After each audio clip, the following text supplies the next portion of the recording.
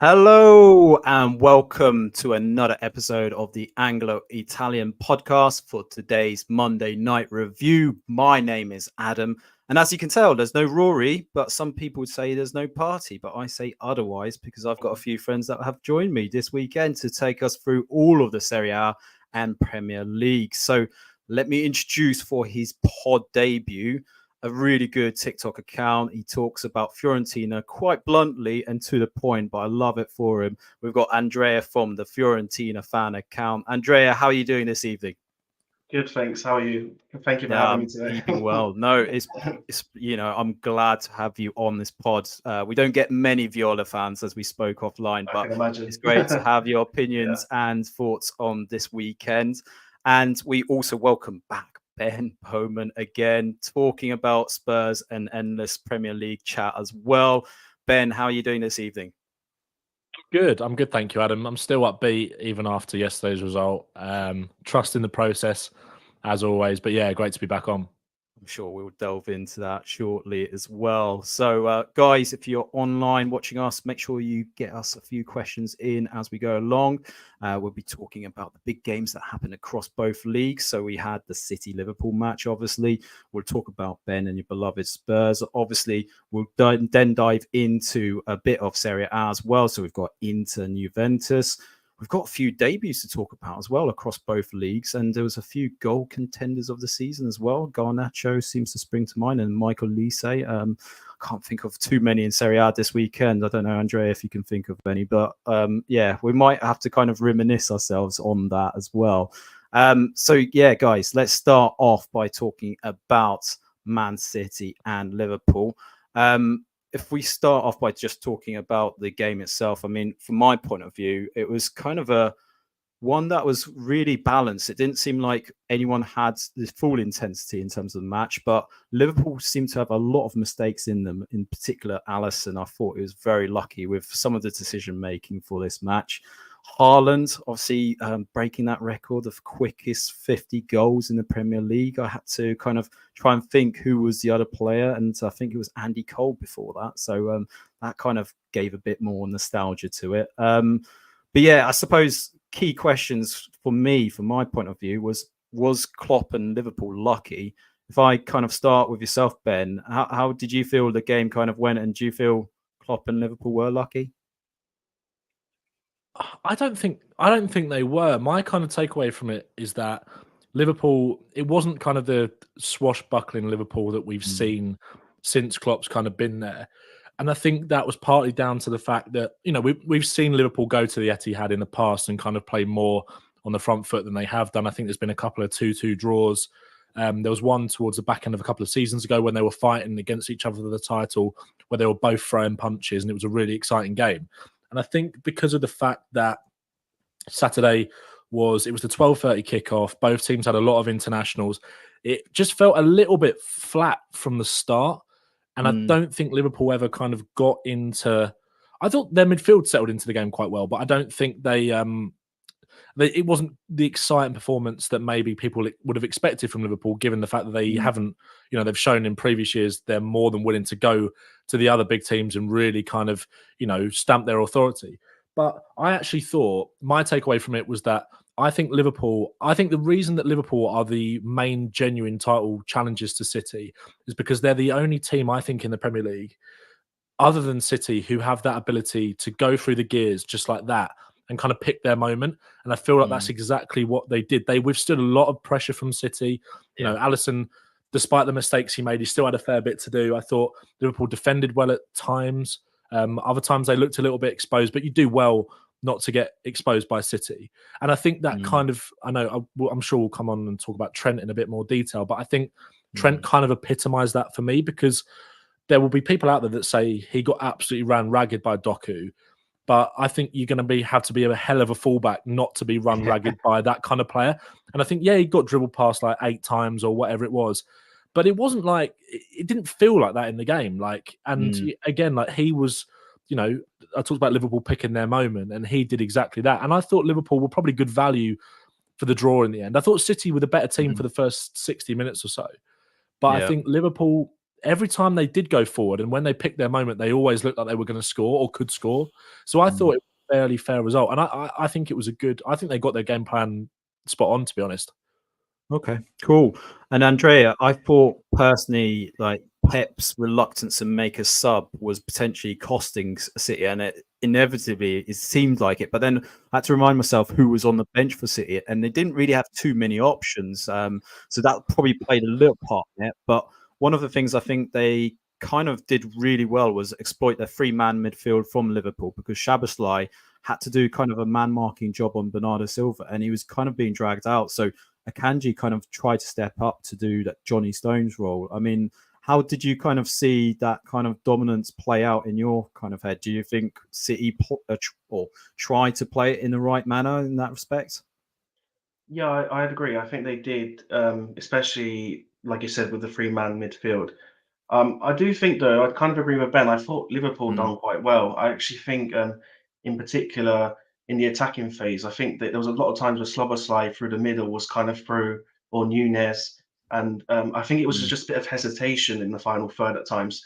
Again, I think it could be to the international break, or it's a tense game. No one wants to lose. There was even a particular chance when Nunes was through, like building the attack, and then he thought like the referee was going to stop the game because of a handball, and he knows he hasn't handballed it, but in nature, you stop, and just like if he carried on, that split second, But in general play, I think Liverpool done really well. It's just that final third, it was kind of lacking, and not normally like Liverpool. Liverpool are normally really clinical, and they take advantage. But either team, I think, would be happy. Both teams, I think, would be happy with the draw in the end. I think it was a fair result. But yeah, I think Liverpool in particular could have gone on to won that game if they, that final third. But I still think City, I think if Pep maybe changed it up a little bit in that last kind of 20 minutes, you never know. But I think in the end it fell flat, especially in that last bit of the second half. So I don't think even a slight change may have not made a difference anyway. But it was an interesting game, but it just fell flat, unfortunately. Yeah, definitely. Well, I'm going to push you guys on this one. So Alisson and the famous foul. I don't know. I saw Ghost maybe hurting his foot. I don't know about you guys, but I didn't think Ruben Diaz's goal should have been disallowed personally. I know there's been a few different kind of takes around Akanji and his kind of movements. If I start off with yourself, Andre, did you think that was a foul? It's one of those ones, like, I personally, I don't think it's a foul. I think goalies get too much protection, but with the games, how the games run and how it's done, for me, it's always given. So I'm not surprised they chalked it off. But it's just he did have his hand on him a little, but then it's like, if you're jumping, where are you going to put your arms? He was right next to him. It's like, and football is a contact sport, so you're always going to have some sort of contact at least. And it wasn't really any aggressive or any contact that would have pushed him or stopped him from getting the ball either. So in theory, no, but I do understand why they did rule out eventually. I think we all kind of do in the end. Yeah. And what about you, Ben? How did you see it? Yeah, I completely agree. I think personally that it should have stood, but it's one of those ones where you can kind of see why, because like goalkeepers just get too much protection. Like they're more than willing to kind of. I think back to the Andre Onana incident against Wolves at the start of the season that wasn't given as a penalty, and you think that it's almost like it's fine for goalkeepers to come flying out and punch through the ball and take players out and take everything with them if they need to. Which again, like, I think that particular Onana example was a penalty, but I've seen plenty more with goalkeepers where it's like, if you got to go, you're going to take the kitchen sink, and I think it's fine as long as you get to the ball, fair enough. But then the slightest touch from Akanji, that like you said, it's a contact sport. If you're going to compete for the ball, then there was nothing in that to make him go down like the way he did. I made a video on it, and I had loads of Liverpool fans saying, "Oh, you can see he's grabbed his arm." It's like, we're watching the same replay. Like I can't, unless I'm being naive, I can't see that. Like I can't see where he's grabbed him. I can't see that he's pulled him over. And also, I think not to the same extent, but I think he was lucky with another one, Alisson. There was another one that he kind of then fell over the line, or was sort of shoved over the line. That was probably more of a foul. But again, it was a really weirdly uncharacteristic display from Alisson. It was almost like he never got over that the mistake for the goal, which again, like, call it a mistake, call it what we want. Where he tried to play it upfield to Salah, in which Haaland ends up scoring from. It's unlucky because I think he just slips over. It's one of those ones where his foot gives way, but he should maybe do better. It's almost like he tries to overcompensate with the save and he gets it wrong. And from that moment, it was so weirdly like uncharacteristic. And it wasn't really a surprise either that he ends. I don't know I don't know whether he actually is injured, but it looked like he pulled something towards the end. And it was almost just like it was a kind of that calamitous goalkeeper performance where just everything goes wrong. His passing out from the back was dreadful. Like after that, like I said, I know the goal was unlucky, like that, wasn't it? Yeah, but I didn't think it was a foul. I'm with Andrea. I think goalkeepers get a little bit too much protection, and I think if it was, I can't remember whether I came on after the Newcastle Arsenal game or it might have been the week after. And obviously there was a lot of chat about the Gabriel and Joelinton incident. And personally, I'm fine with that not being a foul, not just because I'm a Spurs fan, but I kind of feel like Gabriel was looking for that. But when you look at it and Joelinton's got both hands on his back, and that's not a foul, and then you compare that to the Alisson incident on Saturday, it's just, that's one of those things where if I was like, where you get asked, like, if you were in charge of football and you could change one rule, what would it be? It would be that with goalkeepers. It's just so frustrating because it's not, for me, it's not a foul. It's an interesting point you made about that goal, because I just kind of reminded myself, actually, after that kind of error, if we call it the error from Alisson, actually, I felt like the Liverpool midfield really didn't do a job in that instance, because Ake kind of walks through that kind of midfield area and slips that ball to Haaland. And it's interesting, actually, I felt there was actually periods of that game where Liverpool's defence were really on the cusp of making a mistake as well. I felt that they were being dragged all over the place, and I don't know whether it was because they weren't shielded. It was an interesting point that Rory made actually on Thursday's point, which was, I think they're missing that kind of who is going to be that Jordan Henderson going forward to protect her in front of that kind of defense, because I think they've been climatized to that for so many years, and actually the players they've brought in like Szoboszlai and McAllister don't actually naturally do that as part of their games. That's not what they do. It's more a creative kind of role for them too. So it's going to be interesting to see what they do to address it. But we might as well bring on the point around Trent then, Ben, as well, because you brought it up initially. Trent, I don't dispute what a guy he can be when he's on his game. And I think these kind of games, you can see that he's not going to be defensively great. But when he comes in with that sucker punch, I mean, it kind of illustrates another part of his game that is just getting better and better. But he does seem to still not kind of confirm that midfield role at the moment. For me, anyway, he doesn't seem to really own it. I mean, where do you see him best placed? Is it still at right back, or do you think he can forge a career in that kind of midfield? Because he's been doing it for England recently as well. Yeah, it'll be very interesting to see. I kind of posed the question like after the game, what does Trent have to do to make himself indispensable to England in the summer? Because I think like I love Trent, and I think he's one of those players where you kind of have to take, you know what you're going to get defensively. Sometimes he's not going to be, the most solid. Sometimes he's going to be exposed. But when you play the kind of attacking football that Liverpool do, you're going to be exposed at points. And I think, for me, the conversation around his defending gets overblown sometimes. I kind of feel like it's one of those things where it's a label that he can't shake off now. And I think that the unfortunate thing for him is that the other English right backs in Kyle Walker you'd see as more of a solid option. But I remember when Kyle Walker was first coming through at Spurs, and he was a liability defensively. Like, he had everything going forward, but he had so many mistakes in him, and that was what was kind of holding him back, I think, from being a really great fullback at the time. And then kind of Pochettino went to a 5 at the back and he played as a wing back, and that really brought the best out of him. And then he got his move to City, and ever since then he's kind of matured. So there's no reason to say, although they're kind of a different physical makeup, Walker's always been more about that kind of like he's always had maybe more athleticism to his game than Trent. Not to say that Trent's not that, but I think Walker's always been a bit more naturally kind of robust and athletic and up and down compared to Trent. But I genuinely think there's a case to say that Trent is, alongside Kane and Bellingham, one of England's real match winners or potential match winners in that team. And it's not just because of set pieces or anything like that, because England have got plenty of players that can do that, although that is kind of an asset to his armory, I guess. But I just think that like his quality on the ball. I saw a stat today that it's something like 85. The number's probably wrong, but it was around like 85 goal contributions as a right back since his career. And I don't know how old Trent is now, 25 maybe? Must be 24, yeah, 25. like That's crazy. Like that's absolutely crazy. And I think that's one of those things where you can't, I think you kind of just have to let him be and just kind of nurture what he actually is. And I think it's an interesting point that you make about like what is his best position, because I think if you see like the way that modern fullbacks are going, I actually think that right back role is still perfectly suited for him, because you see it a lot at like at Spurs, for example, with Pedro Porro. He plays that inverted fullback role really well, where he's able to drift into midfield a lot of the time. And there's always been a case to say that he's a bit suspect defensively. But the thing is, in that team, Liverpool, Tottenham, Man City, those kind of teams that really want to play on the front foot and have a high line and bring bodies into the midfield, you're always going to be exposed going the other way anyway.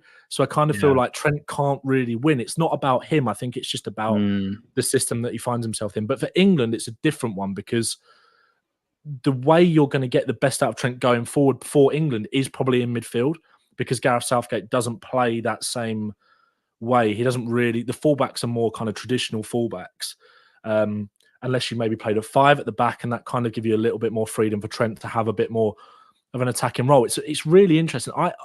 I think there's an argument to suggest that he has to start for England in the Euros. I think it's just like, I think he's got, there's so many players in that England squad, but it's like, where do you fit them in? You could say that about the likes of Foden, the likes of maybe Grealish or Rashford, who are just on that cusp of like being really, really key to England. And it's all well and good saying they have to start, but it's like, okay, but where? And I think Trent is just a bit unlucky in the sense that if England had maybe a different manager who played a little bit more, and this isn't a dig at Southgate, it's just like, no. if you had more of a progressive manager, then maybe he would be able to thrive a little bit more for England and really stake a claim. Bearing in mind that Reece James, you know, I always say like the best ability is availability, and he's never available half the time, as much as I love Reece James as a player. Yeah. And also Kyle Walker's coming to the end of this, could well be his last tournament for England as well. So I think it'd be really interesting. I love Trent. That goal on Saturday was just like, I don't think there's many players who have got that ability to, bear in mind we're saying this about a fullback, to shift and shoot just like that. The way he controlled that ball and without even looking, or half volley, it was such a satisfying finish. And in the Adidas Predators as well, that was such a good moment for Trent. Like I was really pleased for him. I think, and the celebration kind of said it as well. Like he has to shut out the noise so much. There's always so much debate around him, and I think I was really pleased for him on Saturday. I thought it was a great goal and a good performance as well. Yeah, definitely. I think you make a few good points there, and one of the things that kind of came through my head was around the fact that he's optionality, isn't he? I think if there was, for example, less talented right backs right now, we wouldn't possibly have this debate about right backs and whether Trent Alexander is kind of a fit. I mean, Andrea, I know for Fiorentina, we've got a really talented Italian called Coyote who could be one for the future. But yeah, on this Trent debate, I mean, where do you stand? Do you kind of agree with Ben on this one? 100%. I think he's a generational talent, really. I just think he's too good not to play, I think. And like honestly, like it frustrates me at times to hear the media say about his defensive stuff, because honestly, like if he was like obviously if he was Italian, right, just in a different world, he would play every game. There wouldn't be any question. Like he's unbelievable. He's like, he does everything. And again, I just think he's too quick to judge, just purely because I think, like Ben was saying, that Kyle Walker and players like that, because they're so well rounded in their position, that they're preferable. But I just think Trent, for what he does as well, I think what he brings as well. But then I also think it's down to the manager to kind of like find ways to get him in with sort of some cover as well. Maybe like a midfielder covers him as he goes forward, you know, some sort of way to bring him in. And I do understand, though, I think the difficulties with England is because of the way Southgate plays, like Ben was saying, is this, they're very pragmatic, you know, and it's just the way they play doesn't allow Trent to be that expressive. And if you don't let Trent be expressive, then he's not being Trent. Like Trent needs to do what he does, because when he does that, he's one of the best in the world. For me, he's one of the best. Like he's so good to watch. I love watching him.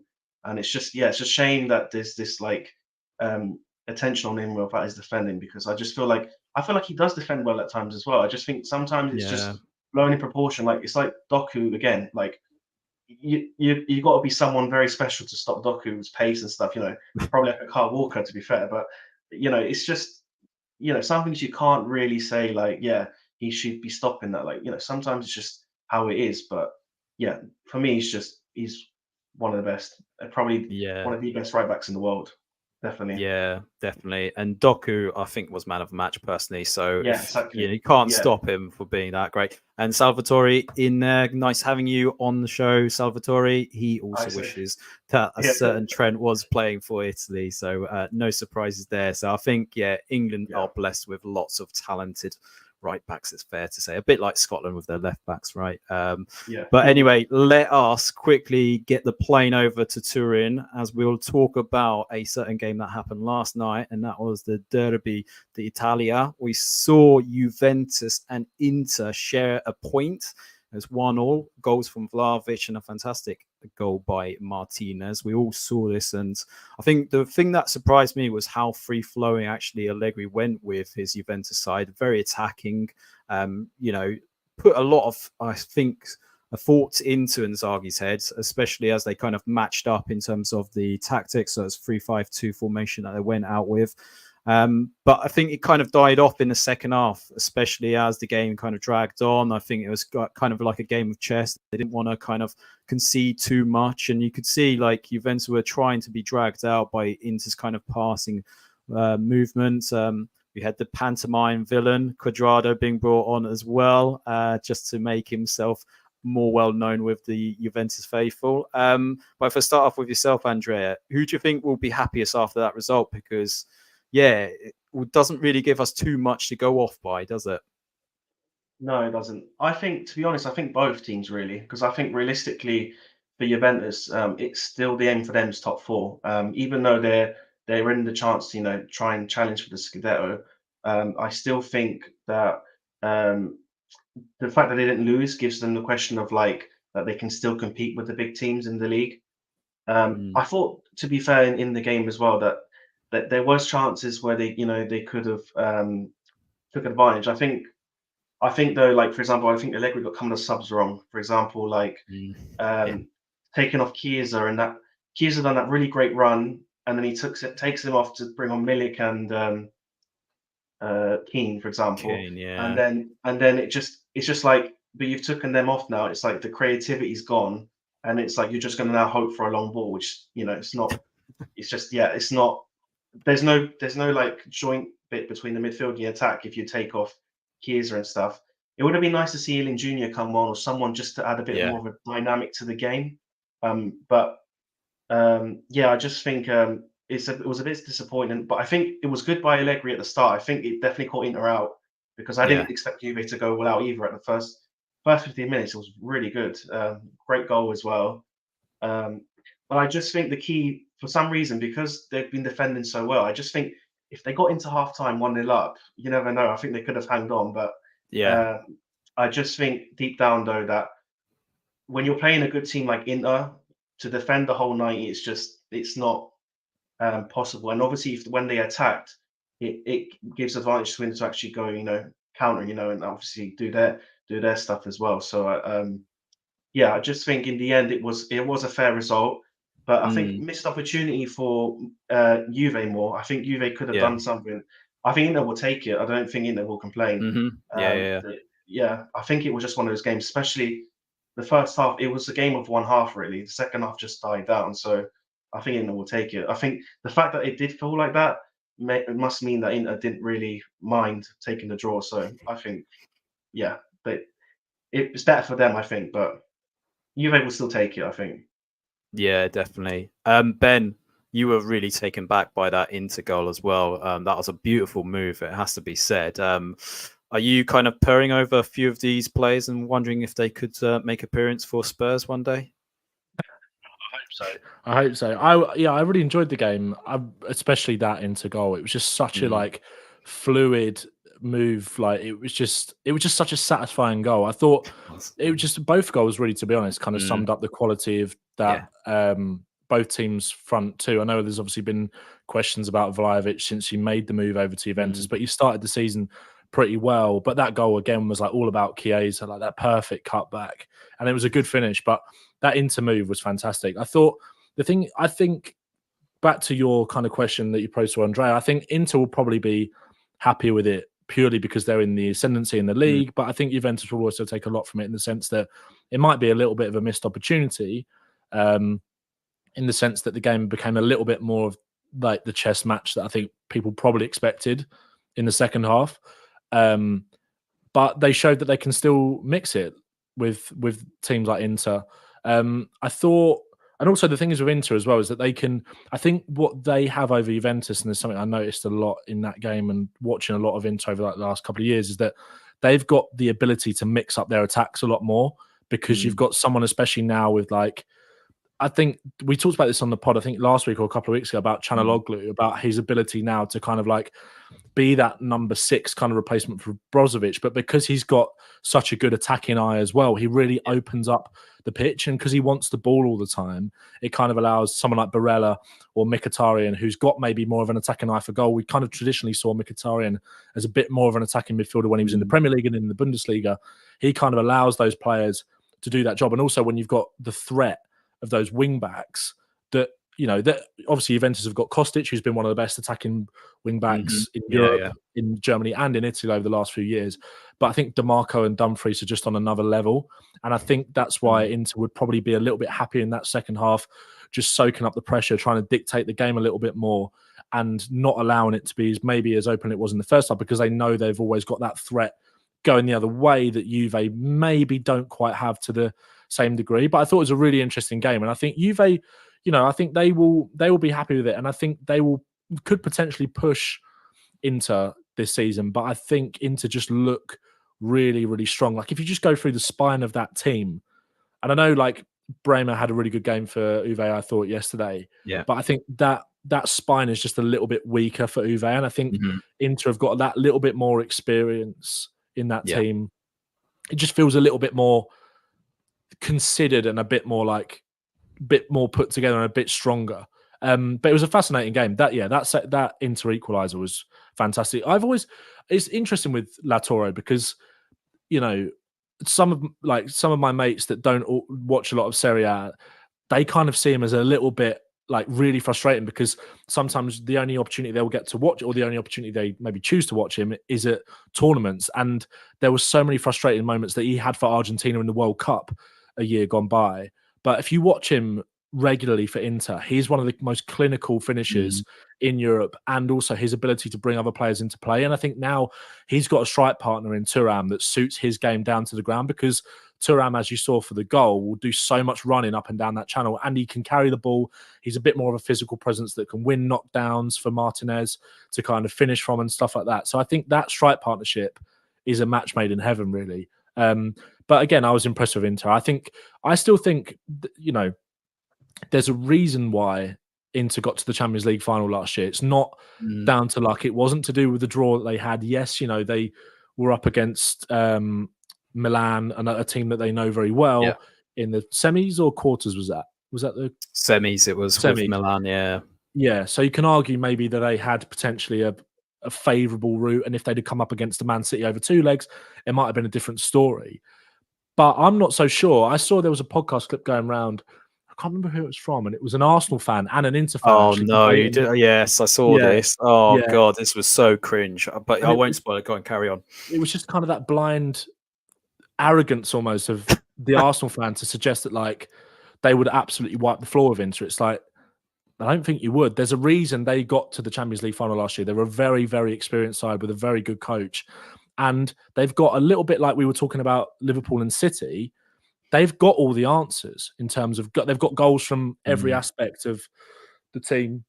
And yeah, I think they're a really, really good side. Definitely. Whilst you were talking, I did feel though, the likes of Barella and even Çalhanoğlu, I thought they had quieter games than they would normally have. I don't know, Andrea, if you believe the same way, but I also felt like Juventus did a really good job of containing Dumfries and DiMarco at times. I felt like they, as typical Allegri ball is, 10 men behind the ball, not giving too much. You can have the ball as much as you like. But I thought actually they kept them really quiet. We were expecting Inter to go in their free-flowing football, but actually I felt at times Juventus did a really good job of containing them. Yeah, I agree with that. I think in particular, the fullbacks, Dumfries and DeMarcus, they go way advanced, especially in a lot of their games recently.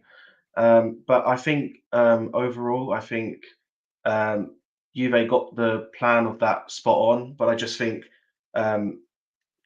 it does minimise them obviously going forward, and that's the big issue. It's just that transition play. But it's all good in doing that for now, but they need to try and transition that into attacking goals. But yeah, definitely that they did hold them off well. But yeah, especially those fullbacks. Definitely. Right, we will move on to some therapy sessions. So, Andrea, we'll start off with yourself. And obviously, Fiorentina didn't do you much favours on Saturday evening against Milan. I suppose I was kind of hoping for you guys to get a win personally. I was like, you'll be much happier when you turn up on this live stream on a Monday night. It feels like there's lots of questions to be answered about Fiorentina. If we just stick to the stats of the match, obviously Theo Hernandez with the penalty was enough to ensure that win. Highlights being that Kamada came on, 15 years old, making his appearance with, I think it was 8 minutes to go of the match. But I think the kind of situation around Fiorentina is an interesting one. Obviously, I feel like you guys have some really talented individuals, but it seems like you just can't pull these kind of performances together. I mean, we saw a few weeks ago you pull off that amazing result in Naples. Fantastic. I mean, you deserved it. And then you go on a 3-game losing run before you got a win before the international break. But what do you make of this season for Fiorentina? I mean, what has been the issue and why you're not getting the consistency? Or is it basically a rerun of last year where you're shit for the first half of the season and then you basically decide to turn up? I mean, how is it for you, mate? It's a big question. I think it's a lot to do with a lot of last season's kind of continued this season. I think it's consistency, mentality. There's quite a few things. I think as well, it's just the big thing for me is I don't think Italiano's improved the game management side that I thought he would have learned from the 2 finals. I think I was saying to you before that like the West Ham game, like last minute, there's no need for the high line, just get to extra time. And then, what happened, and then same with the Italian Cup. Disaster. So I think these type of things you'd thought he'd learn from, and I don't think he has. And you see this kind of naivety, in particular, like against Lazio, last minute penalty. Like we had the ball in the middle of the pitch, like with 30 seconds to go, and we decide to throw it long, which gives them a chance to win the ball. And then they did, Arnold, and he scored the penalty, So it's a bit of stuff like that, a little bit of game management that I don't think he understands. But like, it's quite interesting because I thought he did show some sign of it. In particular, I recall it Udinese, when we played Udinese away. We were winning 1-0, we were dominating for 60 minutes, 70 minutes, but it started to fall flat. And he noticed that and he decided to go free at the back. And I was like, oh, what's this? This is, and then he done that and we ended up holding for the win. But like sometimes you need that little bit of like, we can't be 100% for 90 minutes. Sometimes you've got to adjust. And I think that's the big issue. I think the other big issue for us as well is that he keeps persisting with this 4-3-3, and I just don't think it suits us. And I think our big issue is the left wing doesn't suit us. We don't have that left wing that can attack like Gonzalez does on the right. So I feel like the left wing just ends up being Biraghi crossing the ball. And that's another issue. We're just relying on our fullbacks to cross the ball in and hope for a goal. So I just think it's a lot to do with, I feel like Italiano's not getting the best out of the players because I don't think he's not trying to be open to change and change his ideas. Like I would like to see them maybe perhaps switch to a 4-3-1-2 or something, or maybe a 3 at the back, something to like try and get these players working, and the fact that Beltran and Nzola have only scored 1 goal in Serie A between them, Like it's not acceptable, So that's something Yeah. needs to change. And obviously the fingers were pointing at the manager. So I just think some of the things he's doing, and it's frustrating because I feel like we have a better team definitely than last year, but I feel like we're playing worse than we did last year. Even though last year was still a bit of the same, that we were up and down. But yeah, I just think it's to do a lot with the mentality as well. But yeah, so the game management and mentality for me are two key aspects, and that obviously affects the big problem that we have had all these years with Italiano, which is consistency, and we've lacked that. Like we'll win 2 games and lose 5, and then we'll beat. I remember one time we won a game and then we lost 4-0 to Udinese at home. Like it's just It's you mental, can't isn't make it? this up. Yeah, so it's frustrating, but You made a good point about Anzola, because obviously he had a fantastic season for Spezia, and he was almost like kind of this kind of striker that you felt like he just needs a big move and he could show his worth, because he showed with Spezia he can have man of the match performances in him as well. And the other player that I felt has always gone missing for Fiorentina is Icone as well, because he came off that hype with Lille and you thought, right, he's going to come to Italy, maybe mature as a player. And with Italiano, you're just thinking, well, kind of right mix. But I don't know. There's something about Italiano that it just doesn't seem to get the best out of certain individuals. He can't kind of coach them. And there's a good video that you released a few weeks ago where I think it was one of the matches where you lost. I can't remember. It may have been Juventus or something like that.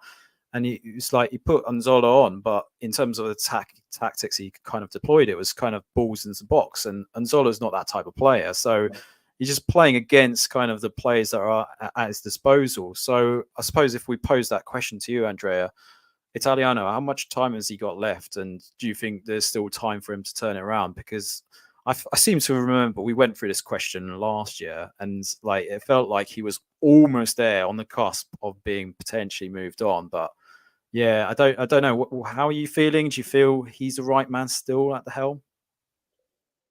it's a difficult one because I feel like he's improved us a lot. That's not quite undeniable. I think.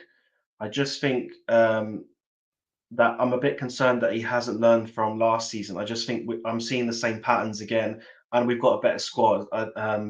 So that's my main concern with Italiano. But I do. The only thing I'll give him credit for, well, not credit, but like his some sort of acceptance, is the fact that the squad, to be honest, there's a lot of average players amongst some really good ones. There's a lot of players that I don't think perhaps aren't to the level, maybe more of a squad players. And I think the key issue that we had is why we're suffering now is that we didn't address in the summer what we should have addressed, which was a new goalkeeper, a centre back, and if we were going to carry on this 4-3-3, a left wing. I think that's the key mistake as well. We didn't address in particular, and then that's what happens.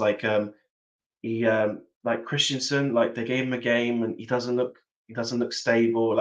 And now it looks like he's not going to be in the first team. It's going to be Terracciano again, who's the goalkeeper we should have replaced. So it's like things like this. But also I think as well, even if the squad you don't think some players aren't working, just stick with a team. That's the other thing I'd say. We want, even like centre backs, we've gone with Milenkovic, Ranieri, then we switched to Ranieri, Martinez, Quarta, and now we're back to Milinkovic, Martinez, Quarta. So it's like, if you're changing the side constantly, it does mess the rhythm up. One or two tweaks, I understand. Sometimes you bring someone in, maybe a Sotti instead of Brecalo, but I just think I really like him, but I just don't see it improving. I just think there hasn't been enough evidence right now to suggest he's learnt from he hasn't developed that game management side.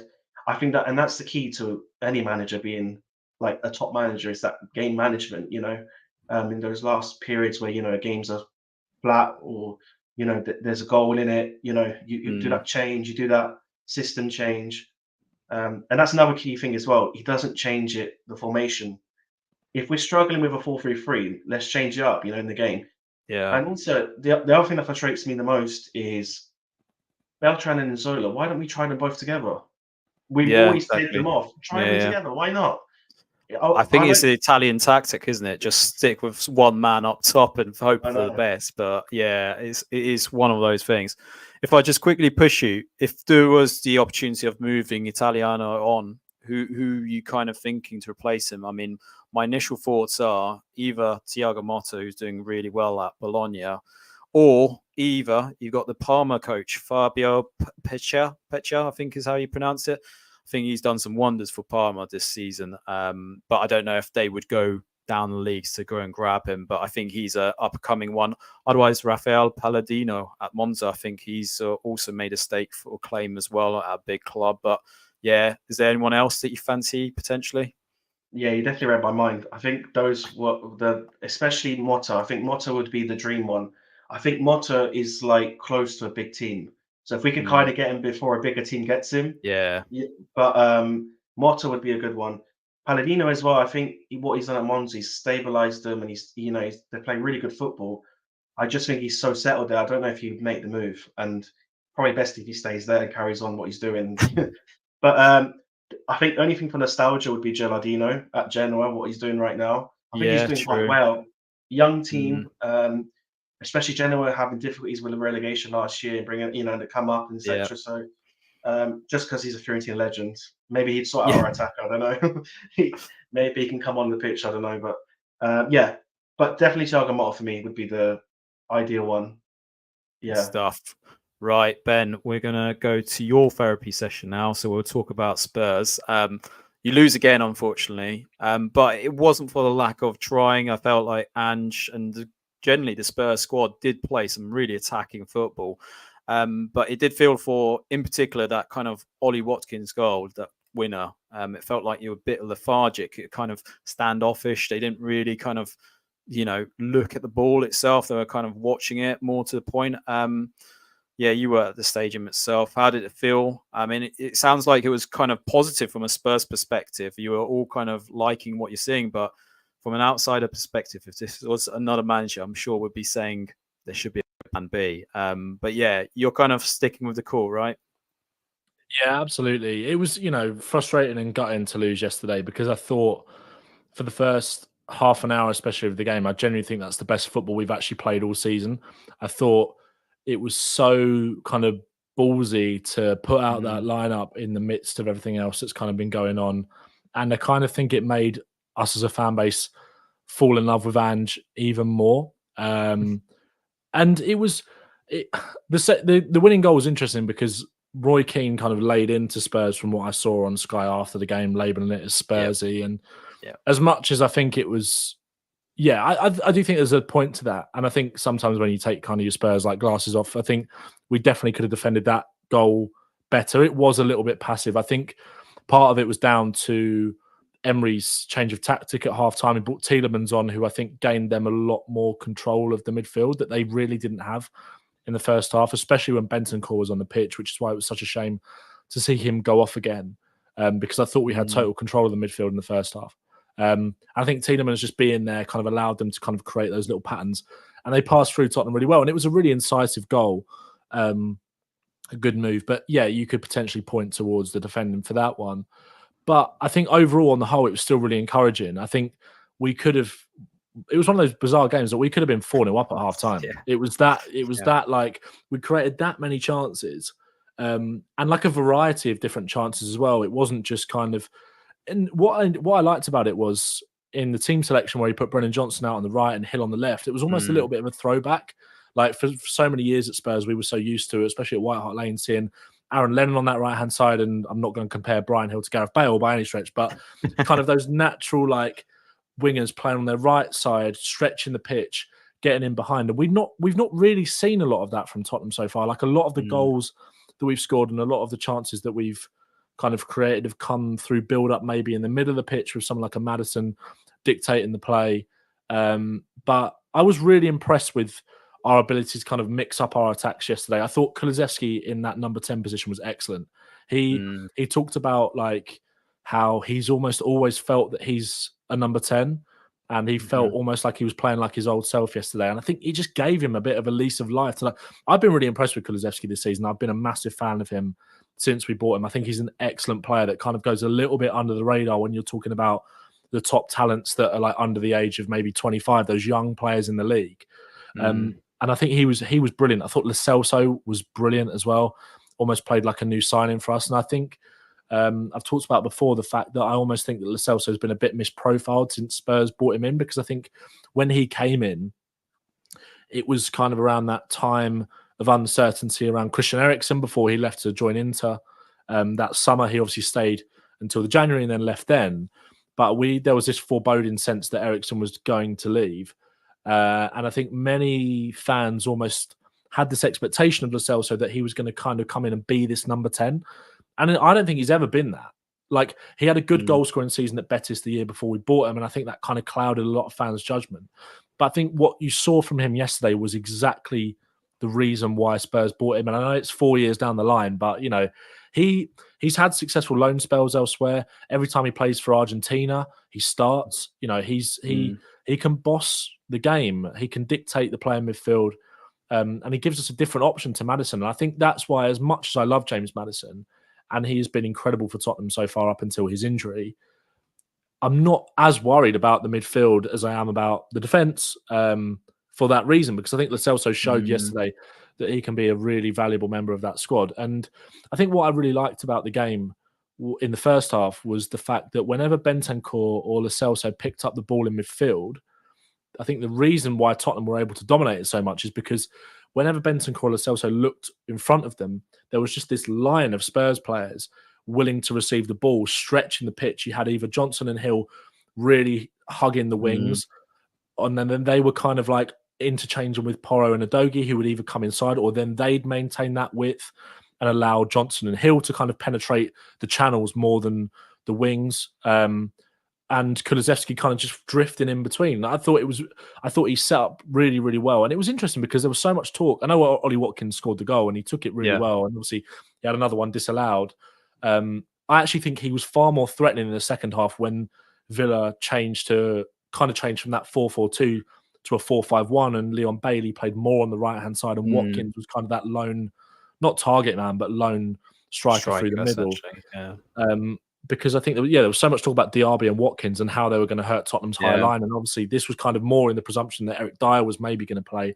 And I think we talk about this need for a plan B from Ange, but I think he showed that he is willing to adapt game by game because he sees the threat of someone like a Watkins.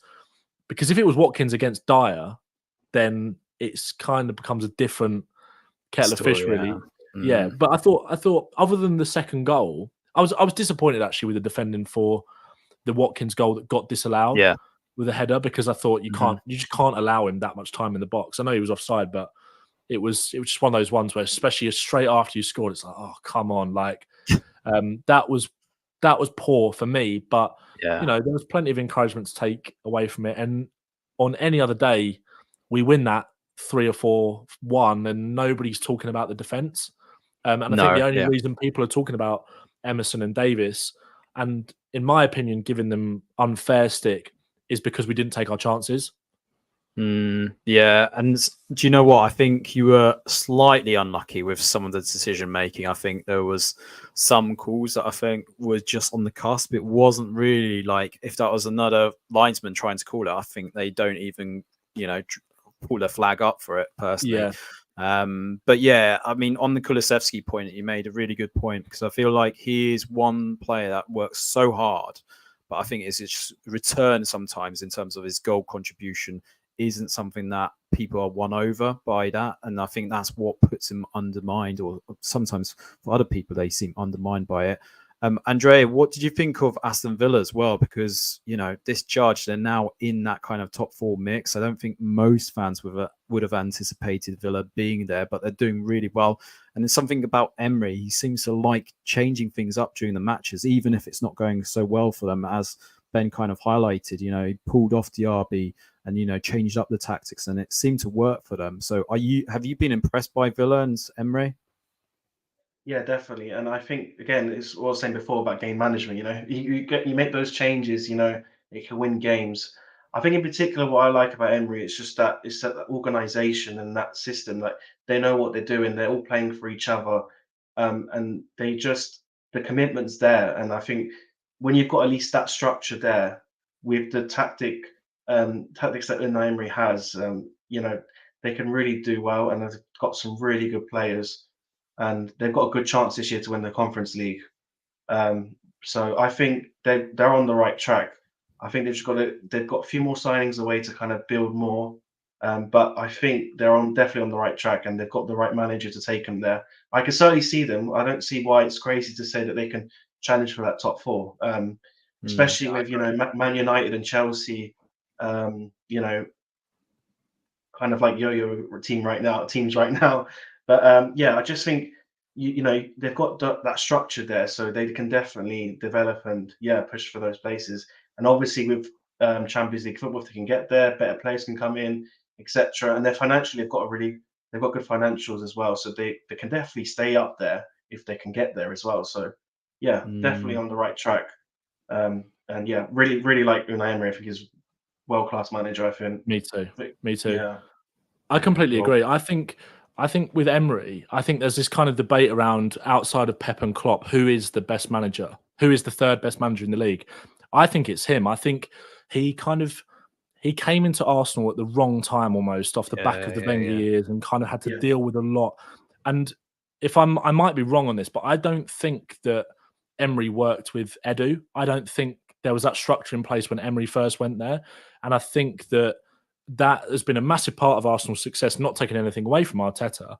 But I think Emery is often overlooked because he was kind of made almost a bit of a clown by the English media when he was at Arsenal. He was kind of memed more than any other manager during that time. And I think it was kind of during like the Arsenal banter years, he kind of fell victim to a lot of that, which wasn't really fair. I think, like I said, I think at half-time, he kind of... Tottenham did have chances in the second half as well. We carried on playing really positively and created more than enough chances to win the game in the second half alone. But I do think they regained a little bit more of that control with the substitutions that he made. I think as much as Aston Villa are a direct rival to Tottenham, really, and that's why that result doesn't hurt too much yesterday, because I've said it so many times before, like this top 8 really in the Premier League is the strongest it's ever been, in my opinion. And if you're going to get 4th this year, or even 5th, which could potentially be a Champions League place, depending on the coefficient, etc., you're going to be a fucking good team to get in the top 4. And if Aston Villa get in there, it's on merit. Any team who gets 4th is, it's on merit, because I know Man United have ridden their luck a little bit this season. I still don't think the performances are matching up to where they are. I can't get my head around they're the most informed team in the league. But I think whichever team kind of gets there, it will be on merit, and there's no reason to say why it couldn't be Aston Villa. And I think for me, I've always had a little bit of a soft spot for Aston Villa. I don't know whether it's because, like, growing up as a Spurs fan, there was that kind of 3-way battle almost between like Tottenham, Aston Villa, and Everton to be like, who's that team that's going to break into the top 4? And Villa always were like really exciting to watch, and we had some kind of good battles with them in that time. And I think we saw it yesterday. Their away support is incredible. They have great fans at Villa Park as well. I think a strong Aston Villa is kind of the signal of a strong Premier League. I know they're never going to maybe make that next step up. They could do, who knows?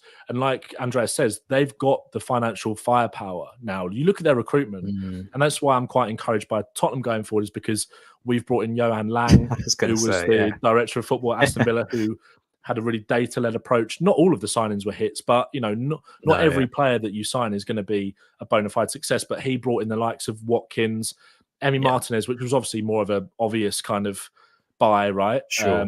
But he's brought in a hell of a lot of good players. Boubacar Kamara, who's been really impressive. Yeah, exactly. I thought he was really good yesterday.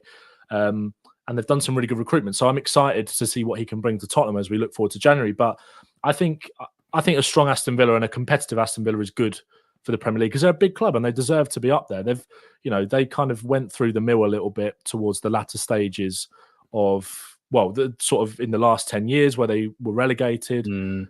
So I think it's great to see them kind of where they are. And I think, like we touched on before, like Aston Villa they've got quite a, I'm not sure they've got a tough run coming up, but I know they've got to play City, and I feel like they've got to play Arsenal fairly soon before Christmas as well. So I think it's been really interesting to see how they get on in that run, because I think they'll go, especially away from home. They're set up so well. They'll catch teams out of the high line like they did to us on several occasions yesterday. Son had a hat-trick of goals ruled out for offside. And we had plenty more chances that were flagged up as well by the linesman. But I think on the whole, like Tottenham and Aston Villa are both teams are going in the right direction. I think whoever won or lost yesterday couldn't be too disappointed, because I think both sets of fan bases, regardless of what the result would have been, can both see that their teams are moving in the right direction. That's definitely how I feel as a Spurs fan. Yeah, and just to build on your last point around the fixtures for Aston Villa, so they've got obviously the Conference League match against Legia Warsaw, and then they've got an away trip to Bournemouth before they face Man City at home, and then Arsenal at home as well. So it is going to be tight. And to your points, I both echo you in terms of Emery. I believe he's a really good manager who's just become better over time. I think that's placement at Villarreal actually helped him out massively to rebuild his career and show his credentials. I'm going to leave this question for you, Ben, because obviously we have spoken briefly about Eric Dyer. But yeah, Charles, nice to have you, Charles, on the show. Ace asked about Eric Dyer's career at Spurs. Is it fair to say it's over, or do you think he still has a chance? And or where do you think he is? Does he stand a chance of still being a squad player? I think, well, it came out yesterday. Obviously, there was rumours kind of circling before kickoff. We didn't know that the team was going to be that ballsy, but there was an indication that Emerson was going to play at centre back. Kind of a few like the in the know accounts were like, I've heard that Dyer's going to be benched today and Emerson's going to play. And then after that, and then after the game, there was a lot of reports circulating that Ange has been quite direct with Dyer and quite honest about where he sees him in his plans. And apparently Dyer almost kind of appreciated the honesty because he's not been left out in the dark. And I do think there will be games between. The difficult thing for Dyer is that Romero is back for the game after City. So he's back for the West Ham game. So we're only without Christian Romero for one more game. So that door then probably more firmly shuts on Eric Dyer even further, because you've then got Emerson Royale then potentially ahead of you in the pecking order behind Romero. And obviously then we've got some youth prospects as well in Ashley Phillips, who's currently out injured. And you've also got Alfie Dorrington as well, who we've spoken about before. I think his career is done at Tottenham. I don't know if he'll leave in January because, he's sitting on the last 6 months of his contract. And I'm not going to blame Eric Dyer. Like, I think we've discussed this before about Dyer. Like, I like him, and I think he's clearly, I'd say, not up to it, because I think that's disrespectful to a guy that's had a good Premier League career. But I just don't think he will find himself. Maybe I don't think it's not that he's not up to it as a defender. I think it's just that more like in this particular system, he would get exposed even more than maybe in previous years where he's had a difficult time. Which is bizarre. It's strange, really, because under Conte, like, he kind of revived his career at Tottenham, really playing as the central centre back in the back three. He was really, really good and got back in the England squad and all that. But I do think the time now, sadly, has come for Dyer, because I think he's always been a really honest pro, a really good guy. When there's not always a lot of them in modern football anymore, and he's been at Tottenham for a long time, and I wish him all the best. But I do think it's time, if Tottenham do want to kind of what I was kind of about to catch myself saying it then, but like, I don't think it's anything to do with ambition, but I do think Tottenham have kind of like, having Eric Dyer as a backup option isn't going to kind of propel you to the next level. You kind of have to look at maybe bringing someone else in. So unfortunately, I do think we certainly won't see him past this season. It's just whether his time at Spurs gets cut short in January or not. So it'll be interesting to see, but it does feel like he's not really in Ange's plans, especially with Romero's return on the horizon. Exactly. Yeah, I don't know about you, Andrea, but it feels like naturally a Serie A target for someone. I could see him being on loan spell for next 6 months or something like that. But yeah, I don't know if Viola would fancy his services as well. He's nodding, so we'll move on. We'll move on. And conscious of time, I thought we would just do a quick roundup of the other Premier League matches as well. Obviously, in terms of the matches that played out on Saturday, Burnley still losing again, 2-1 defeat against West Ham. West Ham with some late goals there. I was really impressed by this one. Luton Town winning 2-1 against Crystal Palace. Really fantastic win. That puts them the second win of the season. Great goal by Michael Olise. I don't know about you guys, but that was a fantastic kind of run as well, because it was just that same defender that he was taking on even when he shot it. So that was a fantastic effort by Olise. Andrea, we were going to talk about briefly Chelsea and Newcastle. Chelsea were, to begin with, a bit unlucky, but then a series of errors really cost them in this match. I know you've got a bit of a love for Chelsea. I mean, yeah, I thought they were turning the corner, but it doesn't feel like they are. No, I just it's a really odd one, because they look like they can do it, but then it's like they just switch off, and it's like with a 10-15 minute of craziness, it's gone. The game's gone, and like I don't know. I just think it's just going to take time to build some sort of mentality of like winning again. I think that's what they've got to learn. They've got to learn to actually win and appreciate the win and like grow from it. But it's just, yeah, it's just. I think it's a long battle that they're going to have to go through, and they've got to give Poch time, because I think Poch is a really good manager as well. And I think what he done at Spurs as well, he can do that even with Chelsea, with all these youngsters coming through as well. So yeah, I still think they'll get there. I think the signs are there. I just think it's just going to take a couple of years to kind of like start to see the signs. But I do like the young players they've got. I think they've got, especially Cole Palmer. I think Cole Palmer looks like a real gem of a player that they've got. So they've got players to build around. It's just, yeah, it's just going to take some time. But unfortunately, with Chelsea, it's all about winning. So, but, exactly, yeah, definitely. Yeah, I always felt like there's too many players at one time. That's what they did wrong, really.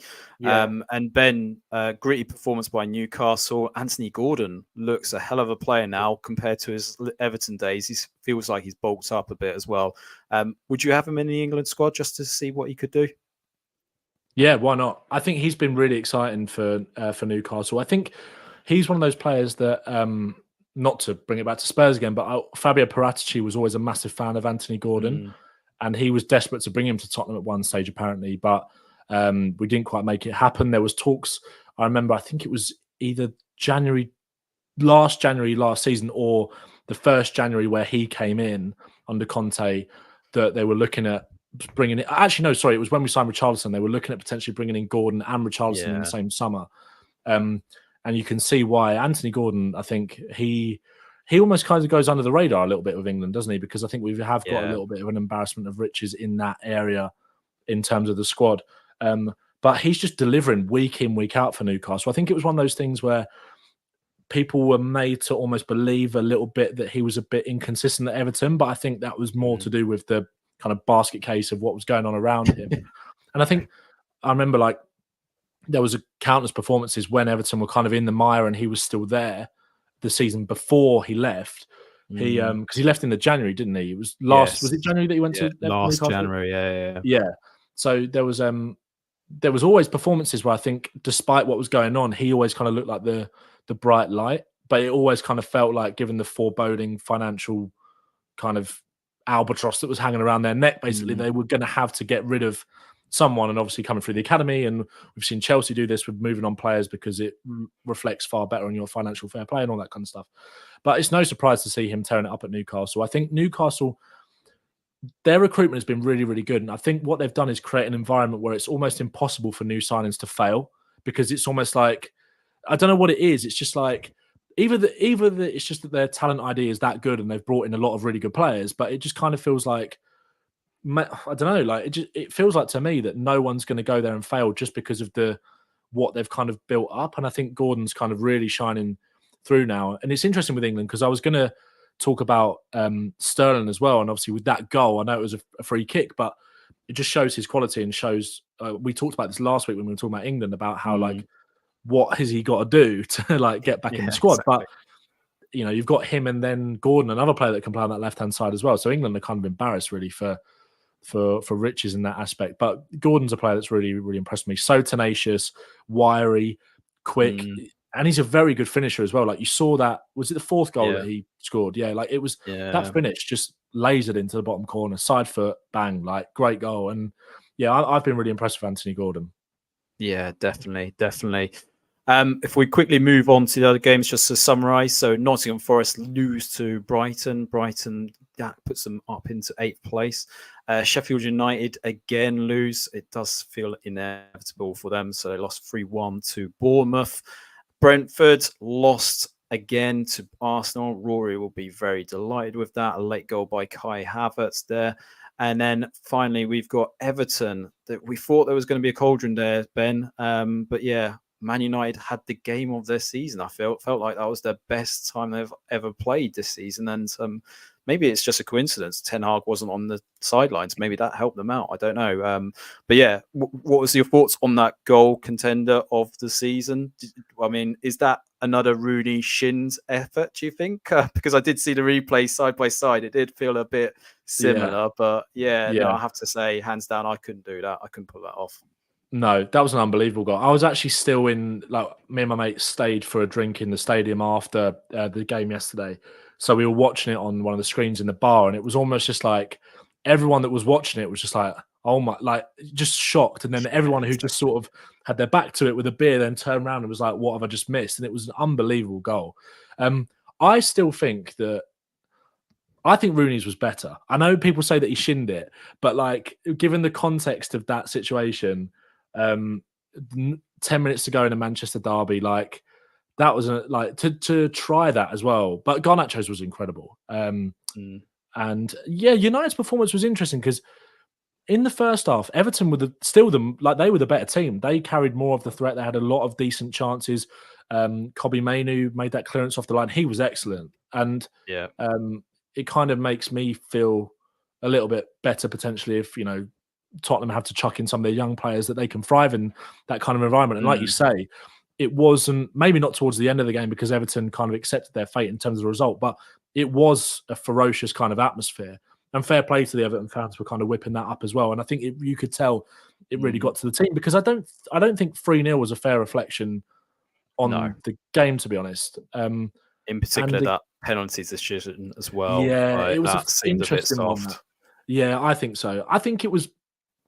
I don't have a massive problem with it being a penalty, but you obviously touched on Burnley, who again are still struggling under Company, but they obviously went 1-0 up in that game and then had a blatant penalty, or maybe not blatant penalty, but in the context of comparing it to that, it was Martial that went down, wasn't it? Like, Martial. In comparison to that, I don't really understand what the difference is. So that was unfortunate for Burnley, and it was a bit soft for United. But I actually thought, like, I've always, even though like his United career was kind of flat to deceive a little bit, I still think there's value in having Martial in that squad.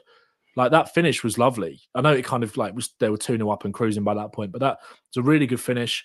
I think he kind of still can bring something to United a little bit. Maybe it's getting towards the end, but I wasn't surprised to see him in the team to kind of change it up. I was quite surprised to see Rashford on the right. And again, I thought it was a underwhelming performance from Rashford. I know he took the penalty really well, but yeah, it's United again. Just like, it was one of their more convincing displays. I will say that. Yes. I think they probably deserved to win, but again, still not convinced fully about Man United. And Andrea, I thought it was quite a disappointing performance by Everton overall because they didn't seem to anticipate that kind of fan furore. They didn't seem as fired up as their fans were. Do you still see hope in Everton pulling that 10-point deficit and still staying in the league? It's difficult because on one hand, the way they play, it kind of, there's a lot of these games that happen where they do just lose like that. But at the same time, they always seem to find a way. And maybe they could find, but I just think with what's gone on with the minus 10 points, it kind of does, you know, from the outskirts, it does kind of filter in and into the pitch as well. And I think that's what you could kind of see on that day. Just think the fans were up for it, but I just think obviously the club with the players, they feel obviously they've worked that hard to get that head start, and now they've gone way back, and it's just like they're back in it again. So, but to be fair, a lot of people say that because of the teams in it, that like Luton and Sheffield United, Burnley, that it might be a good time to have got the points and stuff. But I still think you never know during the season. I still think Luton will stay up. I said this from the start. I think quite a Yeah. few people do say that. I genuinely think they can do it. I think, agree. So I don't think it's that easy to dismiss like the 3 teams that are promoted that they're going to go down straight away. But I do think it does hinder like a team's like mentality when you get that minus points when you've just worked that hard those games they won. But I still think it gives them time to build that mentality up again. So the next coming games we'll kind of see. But the Christmas period will be massive to kind of like recoup those points. So so they could do it, but it's just ultimately it's a big step to overcome. But yeah, they've proven it at the start of the season. They've picked up quite a few points. It's just those minus points. So Yeah, who's to say they can do it again? So yeah, fingers crossed anyway. And before we conclude the Premier League roundup, currently just seeing it's Fulham 2, Wolves 2 as well with 6 minutes to go. So yeah, let's see how that pans out by full time. Andrea, I knew there was a goal season of the contender for this season in Serie A this weekend. Just got reminded of it. It was Salernitana beating Lazio 2-1. Antonio Candreva bringing back the years with a phenomenal hit from distance. That guy, 37, but he looks like a 17-year-old half the time. Maybe it's just his looks and the Sardinian kind of a charm there. But yeah, he brings it back. And Salernitana, their first win under Pippo Inzaghi as well. That was the most important thing. More question marks, though, about Lazio. Sarri saying to the press that he might have to consider his career. We spoke about this offline. Interesting kind of period for Lazio. They just don't seem as exciting as they were last season. The inconsistencies are there.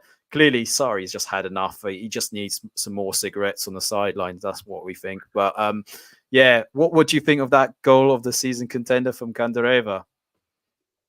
It's going to be hard to beat. It was just the power in it. It was unbelievable. But yeah, I do think going to the Lazio one as well. I think Sarri. It just reminds me of Chelsea when it started to fade and fade and fade and eventually just left. It just ended. I think it's the same thing. And I think it's a shame because Lazio have lost the one thing that made them stand out, which was the exciting attacking football that over the last seasons. And I think it's all faded now. And it's just a matter of time, unfortunately. It's a shame because I still think he can offer something to a team. But perhaps, I don't know. We'll see. But yeah, it doesn't look like it's going to last.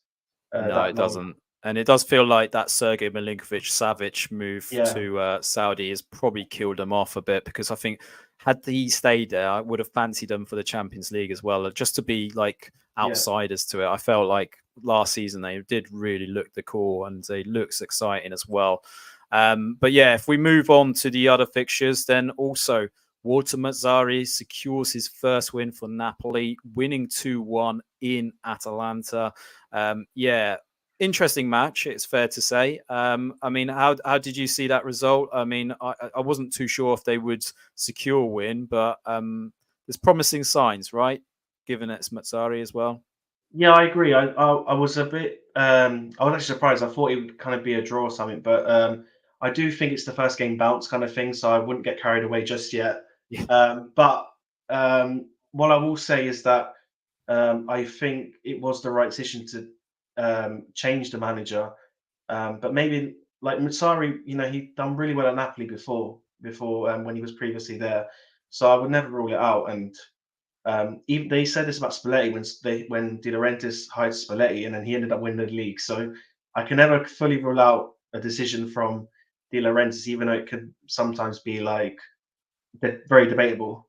But they done well. They deserved it. I think as well, it's like Atalanta are not the same as they used to be as well. They're like Lazio as well. I think they've kind of lost that